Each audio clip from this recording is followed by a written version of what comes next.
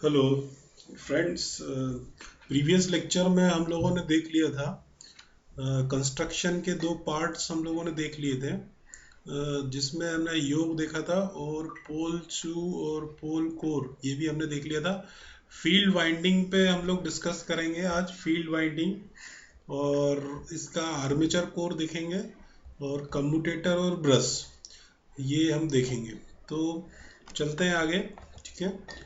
तो यहाँ तक हम लोगों ने कंप्लीट कर लिया था। तो नेक्स्ट है हमारा फील्ड वाइंडिंग। तो यहाँ पर आप देख रहे हो, ये जो फील्ड वाइंडिंग है ये पोल के ऊपर यहाँ से होती हुई, यहाँ से सारे पोल्स के होते हुए फिर इसके बाद हमने इसको रिसीविंग एंड यहाँ पर दे दिया। तो ये फील्ड वाइंडिंग है। तो फील्ड वाइंडिंग क्या होता है? फील्ड वाइंडिंग जिसे इस डायग्राम में भी हम देख रहे हैं, हाँ, ये फील्ड वाइंडिंग है। फील्ड वाइंडिंग में डीसी सप्लाई होती है, मतलब इसमें करंट फ्लो होता है। और फील्ड वाइंडिंग में जो मतलब फील्ड वाइंडिंग क्या करता है, फील्ड वाइंडिंग में करंट फ्लो होगा तो फ्लक्स प्रोड्यूस होगा। और ये जो फ्लक्स प्रोड्यूस हो रहा है तो इसकी वजह से ये जो पोल है और पोल पोल कोर और पोल शू है ये भी मैग्नेटाइज होगा, ठीक है। तो फील्ड वाइंडिंग का काम हो गया एक तो करंट फ्लो करवाना और इसमें मैग्नेटिक फ्लक्स प्रोड्यूस करना, जिसकी वजह से मैग्नेट पोल और पोल कोर और पोल शू को मैग्नेटाइज करना, ठीक है। तो इसमें जो मटेरियल जनरली यूज होता है वो होता है एल्यूमिनियम और कॉपर। जनरली कॉपर की फील्ड वाइंडिंग यूज होती है, लेकिन एल्यूमिनियम भी यूज कर सकते हैं। और इसमें सीरीज जनरेटर और शंट जनरेटर में क्या होता है कि जो शंट सीरीज जनरेटर बनता है उसमें सीरीज फील्ड वाइंडिंग होती है जो कि सीरीज में कनेक्टेड रहती है आर्मेचर से। और इसमें जो लार्ज क्रॉस सेक्शन एरिया जो रहता है वो लार्ज रहता है। और इसमें जो टर्न्स होते हैं, नंबर ऑफ टर्न्स वो रिड्यूस होते हैं, मतलब कम होते हैं। और फिर शंट जनरेटर की यदि हम बात करते हैं तो इसमें जो फील्ड वाइंडिंग होती है वो आर्मेचर वाइंडिंग के पैरेलली मतलब शंट में कनेक्टेड होती है। और इसमें जो क्रॉस सेक्शन एरिया होता है वो स्मॉल होता है, लार्ज नहीं होता है जैसा कि सीरीज जनरेटर में होता है। और इसमें जो नंबर ऑफ टर्न्स होते हैं वो कंपेरेटिवली डीसी सीरीज जनरेटर से ज़्यादा होते हैं, ठीक है। तो फील्ड वाइंडिंग का काम हो गया यहाँ पे करंट प्रोड्यूस कराना और मैग्नेटाइज करना पोल कोर और पोल शू को। तो ये डायग्राम में आप देख ही रहे हो। फिर इसके बाद नेक्स्ट है हमारा आर्मेचर कोर। तो बेसिकली ये रोटर होता है डीसी मशीन का। तो इसका काम क्या होता है, ये रोटेट करता है। इसमें ये हम जो देख रहे हैं ये शाफ्ट है, ये देखिए ये डायग्राम में आप ये शाफ्ट देख रहे हैं। तो शाफ्ट के ऊपर ये रोटर मतलब रोटेट होता है। इस पूरे असेंबली को हम आर्मेचर कोर बोलते हैं या रोटर भी बोल सकते हैं। इसको हमको प्राइम मूवर के थ्रू घुमाना होता है, मतलब रोटर को रोटेट करना रहता है। डीजल इंजन या स्टील इंजन भी यूज कर सकते हैं, तो जो कि रोटेट करेंगे आर्मेचर कंडक्टर को, ठीक है। So that we get desire EMF. तो डिजायर ईएमएफ इसमें प्रोड्यूस करने के लिए हमको इसको रोटेट करना होता है, which will be rotate by prime mover. और ये जो आर्मेचर कोर है ये प्रोवाइड इसलिए होता है ताकि अपन अल्टर जो आर्मेचर वाइंडिंग है उसको हाउसिंग प्रोवाइड कर सके, मतलब उसके ऊपर कवर कर सके। तो उस पर्पज से भी हम आर्मेचर कोर का यूज करते हैं। अच्छा, इसमें जो मटेरियल यूज होता है वो होता है सिलिकॉन स्टील स्टैंपिंग, जो कि large silicon steel stamping use होती है और उनको आपस में इंसुलेट किया जाता है। और इंसुलेट करने के लिए पेपर का यूज कर सकते हैं या वार्निश की कोटिंग कर सकते हैं, जो कि बहुत पतली थिन वार्निश कोटिंग हम इसके बीच में यूज करते हैं, ठीक है। तो ये तो हो गया हमारा आर्मेचर कोर। तो आर्मेचर कोर में जब हम स्टैंपिंग जो लगाते हैं, यदि हम उसमें देखें तो वहां पर जनरली क्या होता है, जो इंसुलेशन यूज कर रहे हैं बीच में उसका काम ये है कि वो हिस्टेरिसिस लॉसेस और एडी करंट लॉसेस को रिड्यूस करता है। और इसके अंदर यदि हम देखें तो फ्लेमिंग राइट हैंड रूल का यूज हो रहा है, जिसमें जो आपका थंब है, थंब के अंदर यदि मान लीजिए आपका थंब जो है वो मोशन शो कर रहा है और आपकी जो इंडेक्स फिंगर है वो यदि फ्लक्स की डायरेक्शन प्रोड्यूस कर रही है, तो जो आपका मिडिल फिंगर होगा उसमें करंट की डायरेक्शन प्रोड्यूस होगी।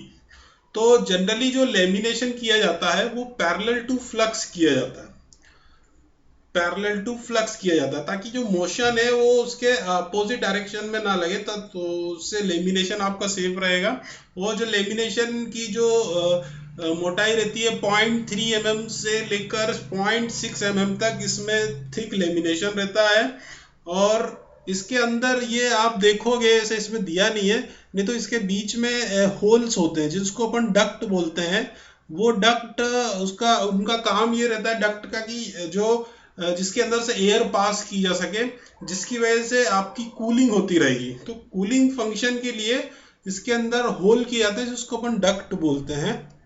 ठीक है, नेक्स्ट है इसमें अपना commutator. Commutator most important part है कम्यूटेटर। तो कम्यूटेटर के बारे में हम देखेंगे कि कम्यूटेटर का काम क्या होता है। कम्यूटेटर का काम होता है जो आर्मेचर, अपन ने अभी जो आर्मेचर कोर देखा है उसके अंदर स्लॉट्स होते हैं, स्लॉट्स के अंदर आर्मेचर वाइंडिंग होती है। तो आर्मेचर वाइंडिंग के अंदर ईएमएफ प्रोड्यूस होता है जो कि एसी के फॉर्म में होता है। लेकिन कम्यूटेटर का काम क्या होता है, जो आर्मेचर कंडक्टर के अंदर जो आर्मेचर वाइंडिंग है जहां से एसी प्रोड्यूस हो रहा है, उस एसी को इंटरनली ये डीसी में कन्वर्ट करता है। तो कम्यूटेटर एसी को डीसी में कन्वर्ट करता है। जनरली ये सिलिंड्रिकल फॉर्म में होता है जो कि हम देख रहे हैं, और इसमें hard drawn copper material use होता है। यहाँ पे ये देखिए आप, ये कॉपर सेगमेंट है और इसको हम हार्ड ड्रॉन कॉपर भी बोल सकते हैं जो मटेरियल यहाँ पे यूज हो रहा है। और इसके बीच में माइका का इंसुलेशन होता है। Mica is a material which is use for the insulation. अब कम्यूटेटर का काम क्या होता है, कम्यूटेटर का काम ये होता है कि it collects the current from the armature winding या armature conductor and it convert AC EMF to DC EMF, and it produces the unidirectional torque for further process. तो यहाँ पे हमने देखा कम्यूटेटर का काम क्या हो गया, it collects the current from the armature and it converts AC EMF into DC EMF and produce unidirectional torque. अब इसके बाद जो एक और इम्पोर्टेंट पार्ट बचता है वो ब्रश। तो ब्रश के लिए यहाँ पे देखिए आप, ये डायग्राम में हम ब्रश दिखा रहे हैं। ये देखिए ये ब्रश है। इसको ये ब्रश जो होता है वो कार्बन और ग्रेफाइट का बना होता है जो कि कम्यूटेटर के ऊपर कनेक्टेड है। तो कम्यूटेटर ये हो गया और इसके ऊपर ये ब्रश असेंबली कनेक्टेड है। तो ब्रश, ये जो ब्लैक पार्ट दिख रहा है वो ब्रश है, और ये जो ऊपर वाला पार्ट है वो ब्रश होल्डर है। तो ब्रश का काम क्या होता है, ये कलेक्ट करता है करंट कम्यूटेटर से, और किसको प्रोड्यूस करता है, लोड को ये प्रोवाइड कराता है। मतलब it collects the current from the commutator and supply external to the load. और इसके ऊपर टर्मिनल बॉक्स लगे रहते हैं जिसमें से ब्रश हम देख भी सकते हैं। और जनरली जो ब्रश बना होता है वो कार्बन मटेरियल का बना होता है, या तो ग्रेफाइट का होता है या कार्बन ग्रेफाइट का बना होता है। और इसका काम क्या होता है, ये लुब्रिकेशन प्रोवाइड करता है कम्यूटेटर को, ताकि आपका जो कम्यूटेटर है वो स्मूथ रहे। और दूसरा है ये करंट का कलेक्शन के काम भी आता है, जो कि कम्यूटेटर में जो करंट आ रही है उसको कलेक्ट भी करता है और फिर फर्दर लोड को प्रोवाइड कराता है। ठीक है, और जनरली इसमें कॉपर यूज नहीं करते हैं। उसका कारण ये रहता है कि इसमें कॉपर के ब्रश बनाएंगे तो हाई करंट प्रोड्यूस होगी, जिससे डर रहता है कि कहीं कुछ लॉस ना हो जाए। इसलिए हम लोग कार्बन ग्रेफाइट और ग्रेफाइट 3 मटेरियल यूज कर सकते हैं for the making of the brush. तो ये डायग्राम में आप देख रहे हैं, यहाँ पे आप देखिए ये कम्यूटेटर है, ये ब्रश है जो कि यहाँ पे ग्रेफाइट का बना हुआ है। इसमें जो मटेरियल यूज हो रहा है वो ग्रेफाइट है, और ये ब्रश होल्डर है, और ये आपका शाफ्ट है। यहाँ पे ये जो है ये शाफ्ट है, और ये रोटर है। ठीक है, तो यहाँ तक हम लोगों ने डीसी मशीन के पार्ट्स पढ़ लिए हैं। जैसे योक हमने पिछली बार देख लिया था, उसके बाद हमने